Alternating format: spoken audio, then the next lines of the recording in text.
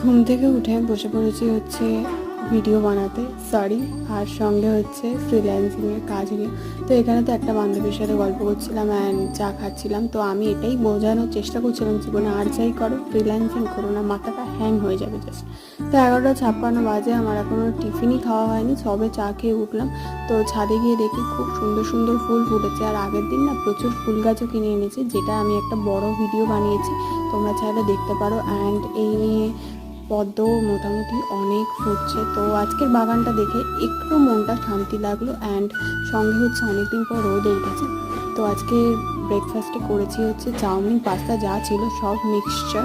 তো এখন আমি বসছি হচ্ছে খেতে। অ্যান্ড এদিকে দেখো ছাদে যে নতুন গাছগুলো কিনে এনেছি সেগুলোতেও হচ্ছে ফুল ফুটেছে।